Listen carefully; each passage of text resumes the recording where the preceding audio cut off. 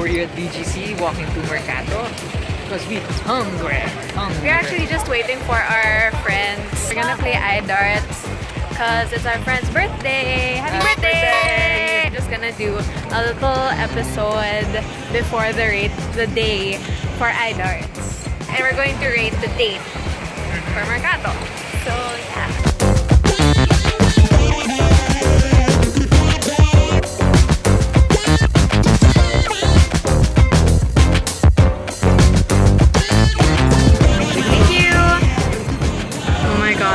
I forgot to pay, just came back, super awkward.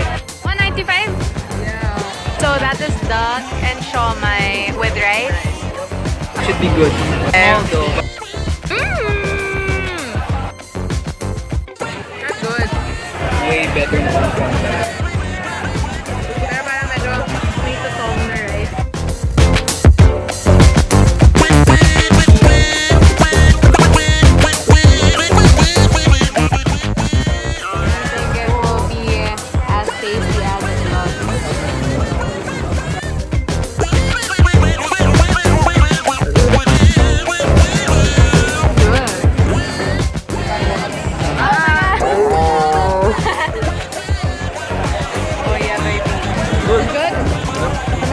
How would you rate it?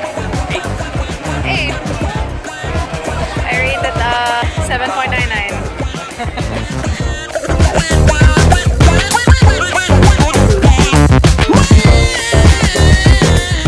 Summary of the food that we ate kanina. Yeah, I ate the duck. It's nice. 190. My ravioli for 150. Cheesecake for 170. Isaw for 100. Yeah. What are your thoughts? It was hard to get the seat. Yeah, it was really smoky. Just We eat go to there. the park and we eat there. But we were able to sit down. But yeah, overall, hard to eat in that place. But the food's good. It's worth it for me if you're really looking for a low-budget type of thing to get. And we couldn't really go to the park because it was raining a while ago and probably the seats are wet. From a score of 1 to 10, how would you rate the stay? 7.3. 7.3? Yeah.